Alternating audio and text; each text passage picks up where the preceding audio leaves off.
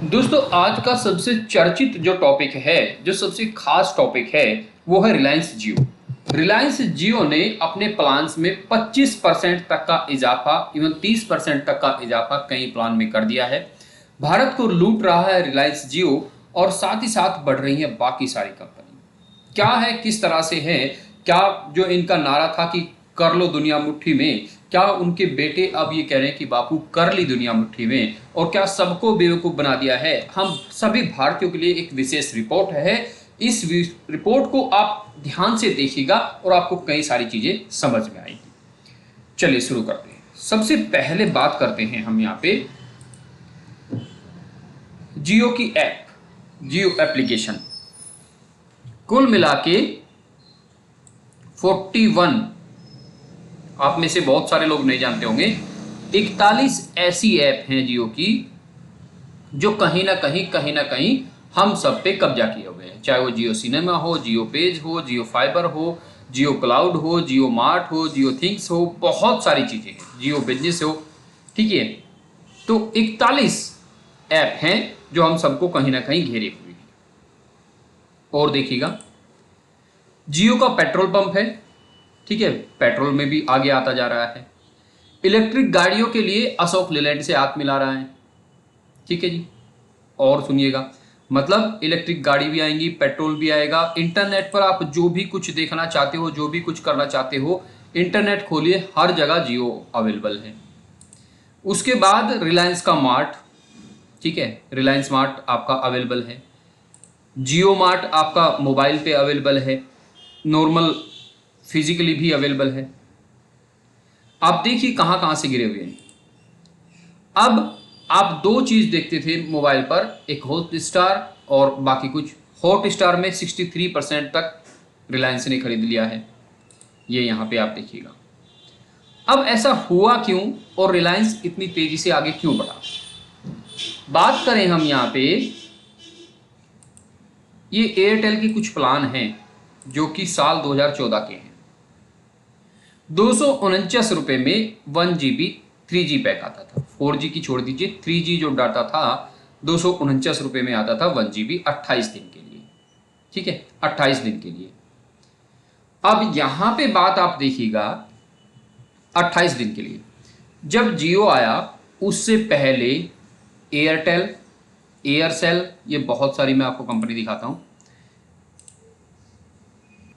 ये 10 बड़ी कंपनियां हुआ करती थी। इन्होंने मार्केट में पूरी तबाही मचाई हुई थी और अपने हिसाब से लोगों को लूट रहे थे, अपने हिसाब से लोगों को लूट रहे थे।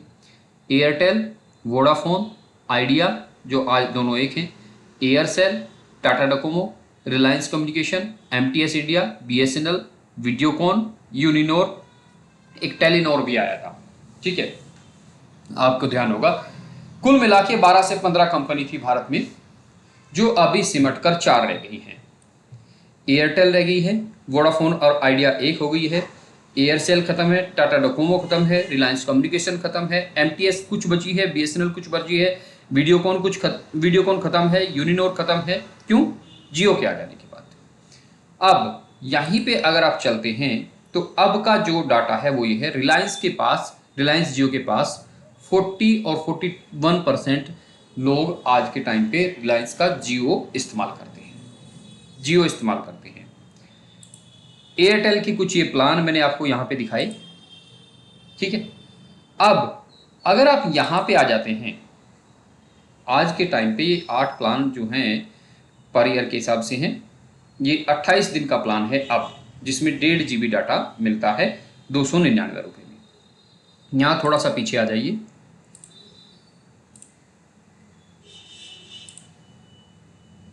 यहां पे 249 रुपये में 1 GB डाटा मिलता था आपको 2015 में।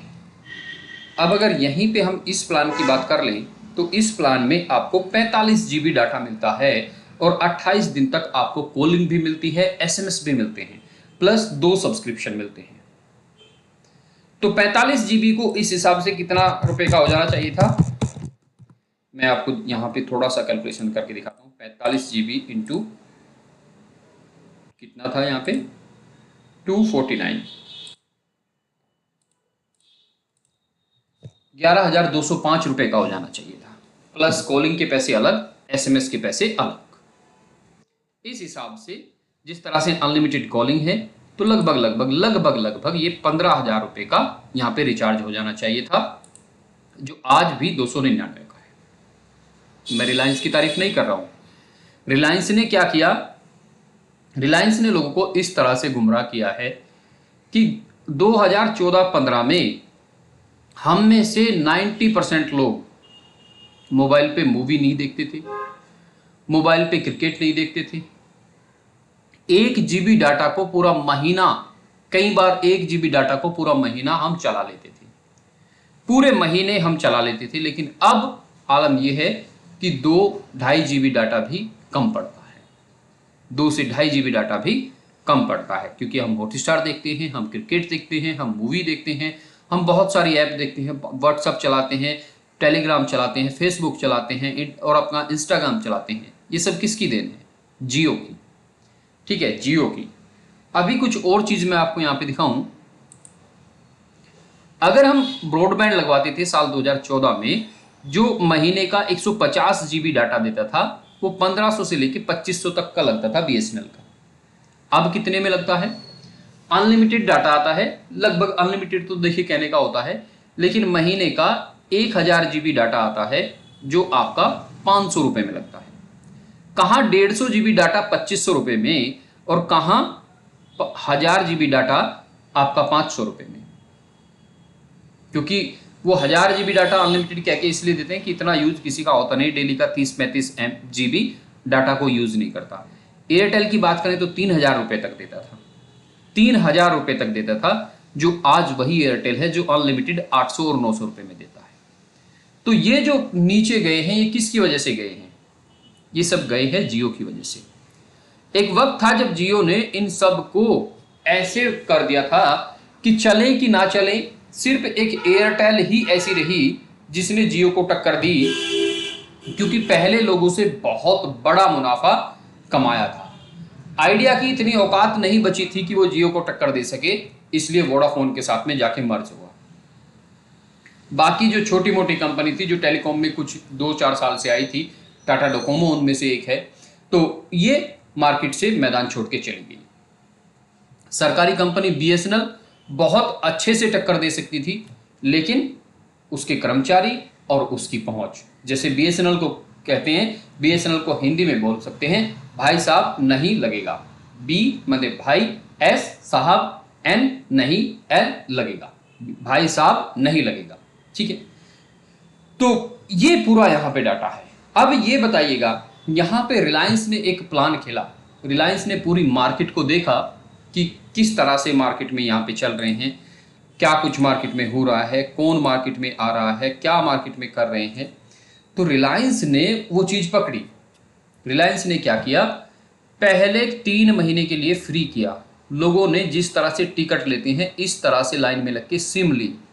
इवन बड़े बड़े सेलिब्रिटी, कई सारे सेलिब्रिटी लाइन में लगकर जिन्होंने जियो की सिम खरीदी। जियो ने घर घर सिम पहुंचानी शुरू की। पहले 3 महीने किए, फिर 3 महीने किए, ऐसे करते करते पूरा 1 साल तक पूरा सब कुछ data, 4G data, unlimited data और कॉल, मैसेज सब कुछ फ्री चलाया। इसे देखते हुए हमारे जो इंडिया में हैं, इंडिया में क्या कहीं पे भी कोई भी है, वो ये सोचेगा कि जहाँ हमें 5-6 हज़ार रुपये देने पड़ रहे हैं अगर इस चीज़ के, और अगर फ्री में मिल रही है तो क्यों ना ले लें। इसी चीज़ को देखते हुए जियो ने इतना बड़ा यूजर बेस बना लिया है, जो एयरटेल पिछले 20 सालों में नहीं बना पाई, वो जियो ने कुछ ही सालों में बना लिया। अब पहले साल 2020-21 में शायद बढ़ाया गया था, उसके बाद 2024 में अब बढ़ाया गया है। तो ऐसे में गलती किसकी है? हम लोगों की, जो हम टोटली जियो पे डिपेंड हो गए, या उन कंपनियों की जिन्होंने हमें साल 2014 में ही बहुत सारा लूटना शुरू कर दिया था। अगर उनके प्राइस को हम आज भी लें तो देखिए, उन्होंने तो कह देना था कि हर 5 साल में आपकी महंगाई 10 से 15% बढ़ जाती है 5 साल में। तो इस हिसाब से तो मैंने अभी आपको एक यहाँ पे दिखाया था, ये 11,205 बन रहा था। अगर आज के टाइम पे वो आपको 45 GB डाटा, इसे मैं ख़त्म कर देता हूँ, 45 GB डाटा अगर जियो नहीं आया होता तो 350 रुपये के हिसाब से देते, क्योंकि 4G और 5G आ चुका है, तो आपको 15,750 रुपये चुकाने पड़ते, जिसके आपको अभी 299 रुपये चुकाने पड़ रहे हैं।